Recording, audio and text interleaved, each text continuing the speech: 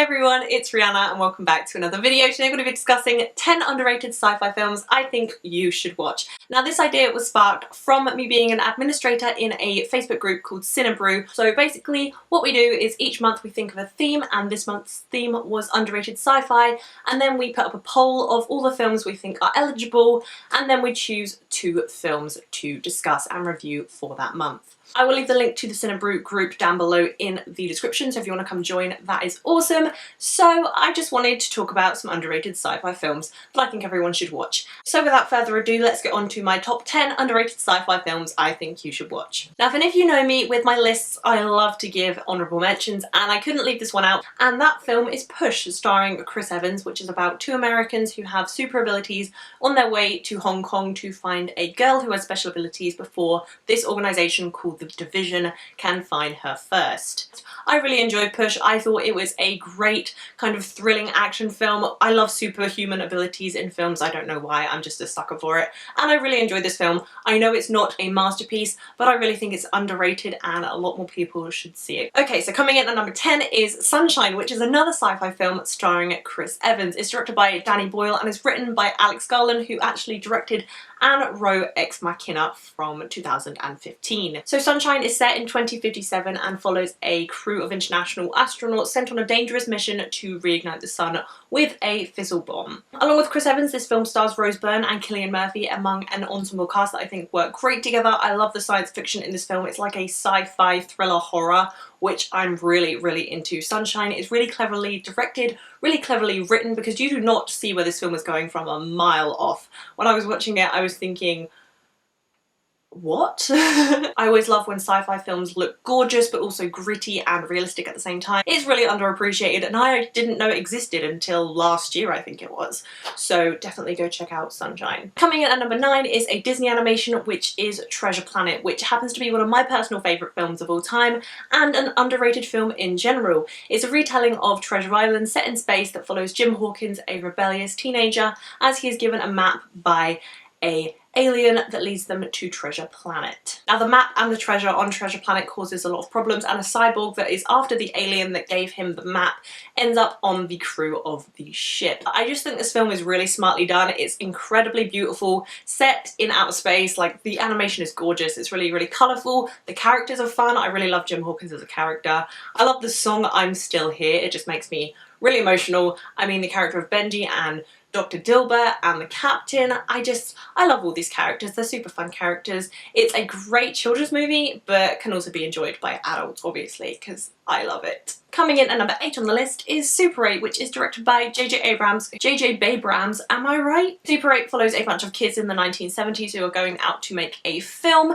in the fields, and then they witness a train crash and lots of strange things start happening in their town. This film is a massive homage to Steven Spielberg, like The Goonies and like to E.T., and I absolutely love it. I love kind of this 1970s feel of the film. I love the characters, I love how it plays with human emotions, and it's very underrated as a sci-fi film because I feel like the sci-fi isn't the main aspect of it. It's more to do with the friendship of the kids. It's kind of like The Goonies mixed with a sci-fi film, which I love. And the special effects in this film are really impressive. Like, that train sequence is incredible to watch. I absolutely love this film. I love the heart J.J. Abrams puts into it. At number 7 we have another Chris Evans sci-fi film, which is Snowpiercer, which takes place in the future. Global warming's taken over, the earth has frozen over, and everyone who is still alive now lives on an extremely long train where there is a hierarchy. The poor people live at the back of the train and the rich people live at the front of the train, and one man, Curtis, who's played by Chris Evans in the film, decides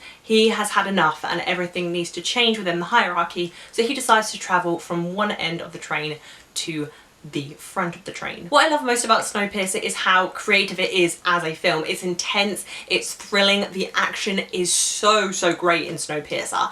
Like, some of the slow-mo action that goes on in this film is insanely well shot. I love how gritty it is, I love the bloodshed, I love everything like that. I love how realistic this future feels. Snowpiercer is everything I want in a sci-fi film. It's not so sci-fi that it goes out and beyond. It's very subtle in its science fiction, but it does all of the right things. Coming in at number 6 on the list is Moon, which is a film directed by Duncan Jones in 2009 and stars the wonderful Sam Rockwell, who rocks it in every single role he's in. And basically, Sam Rockwell is the only actor in this film, and he kills it. So Sam Rockwell plays Sam Bell, who is a lone astronaut on the moon, coming to the end of his 3-year term along with a computer called Gertie.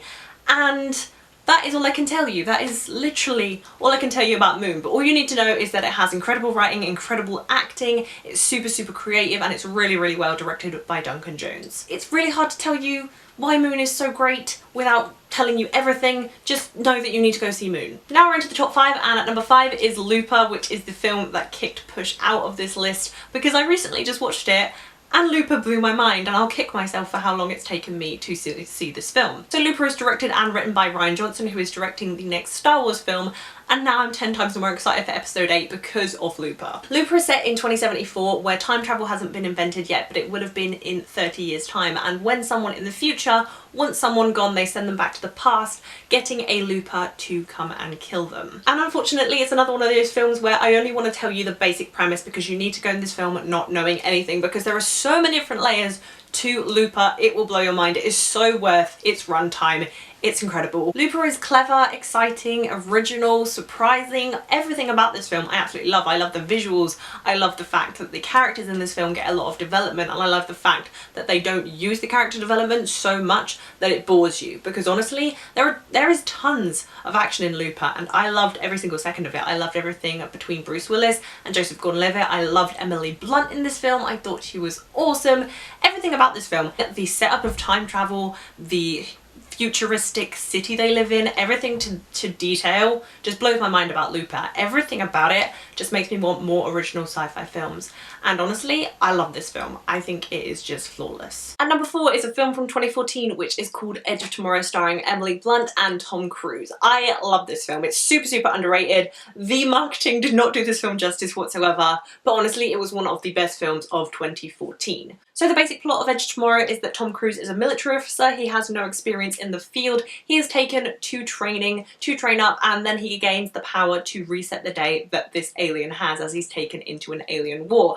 So when he has this ability to reset the day, he must find where the mother alien is to go and destroy it to stop the war. And in this he teams up with Emily Blunt's character Rita to stop it. Edge of Tomorrow is super clever, has great performances from both Emily Blunt and Tom Cruise, and it's based off a manga series I believe called All You Need Is Kill, and honestly I just love this film. Every single time I watch it I am surprised and I'm just thrilled by the writing of this film, and I love the action in it as well. I think Emily Blunt slays it as Rita. The fact that she is kind of the strong character, whereas Tom Cruise's character has literally no idea what he's doing, the fact she has to train him is really refreshing to see, I won't lie. Edge of Tomorrow is like Dunkirk mixed with Groundhog Day mixed with aliens, and somehow it works. Coming in at number 3 is another film that I don't really want to tell you guys too much about because you need to go into it not knowing anything, and that's Predestination. And if you've seen Predestination, you know why I do not want to tell you every single little detail, because I don't want to spoil you on how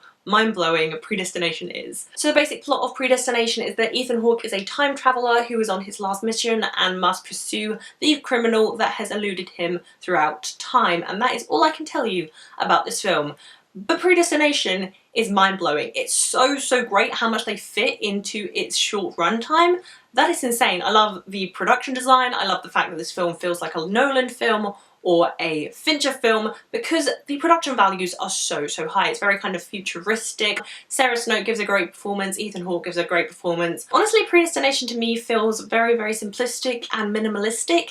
However, so much goes into it that it feels so large and mind-blowing, because it is. And the last 2 films on this list are actually the films we decided to discuss for the month in Cinebrew. So at number 2 we have Under the Skin, which is starring Scarlett Johansson, directed by Jonathan Glazer, and it's about Scarlett Johansson's character as she drives through Glasgow picking up men who kind of have low self-esteem, that are kind of disfigured. She's a very mysterious character and she seduces them, and then she takes them back to her house or wherever they go, and things start to get very weird. Events in the film lead Scarlett Johansson's character to have a journey of self-discovery, and that is all I can really tell you about Under the Skin. Under the Skin is super underrated. The way this film is made, the filmmaking is incredible. It's not your typical sci-fi film because It's very, very strange. It's very art house, and a lot of strange things happen. The writing's very strange, the dialogue isn't really all of there. But I love the way this film is made. I think it's a gorgeous and visually striking film. The ending film really, really made me think about life as a human and think about the film as a whole, so I love sci-fi films that can make me think about those things. Some people really hate this film, and I understand the hate. However, I just have so much appreciation for the filmmaking, for the originality, and just for Scarlett Johansson's performance in general. This is a indie art house film that you wouldn't expect to see her in. And my number one pick for underrated sci-fi film is Children of Men, which is directed by Alfonso Cuarón, and it came out in 2006.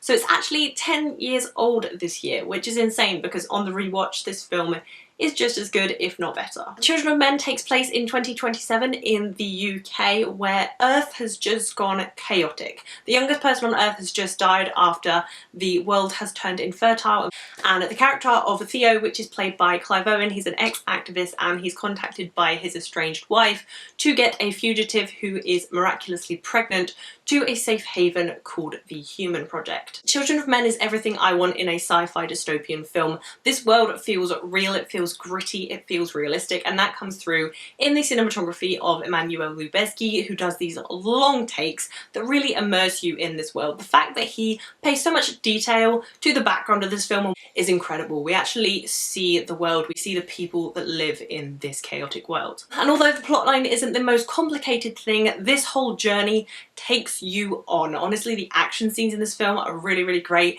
It's non-stop when it comes to this journey where you just want her to reach the Human Project and you want everyone to be okay again. And every single character you meet is memorable in this film and really, really interesting, especially the character of Key, who is the female that has got pregnant after nobody's been pregnant in 18 years. The film has really great performances from Clive Owen to Michael Caine to Claire Hope Astley, who plays Key in the film. I honestly think Children of Men is super, super underrated. It needs so much more appreciation as a sci-fi dystopian film. I could gush all day about how much I love Alfonso Cuarón and Emmanuel Lubezki as a team, and I could gush about Children of Men all day, but then it would make this video insanely long. But if you haven't seen Children of Men, you definitely need to go check it out. So there you have it, guys. There is 10/11 new underrated sci-fi films that if you haven't seen it, you should definitely go check out. I love all of these films. I think they're great. I need more of these films in my life. And of course, if you want to come join Cinebrew, I will leave the link down below and you can come discuss these films with us. If you guys have any suggestions on underrated sci-fi films that I haven't mentioned in this list, please let me know down below in the comments. But what was your favourite film that I mentioned? If you guys like this video, please be sure to give it a thumbs up. And if you haven't already, please subscribe to my channel. I'll be putting on lots more TV reviews and movie reviews for you guys very, very soon. As usual, all my social media links, including my Twitter, Facebook, Instagram and Letterboxd, will be down below in the description. As always, thank you guys so much for watching. I will see you very, very soon. Bye!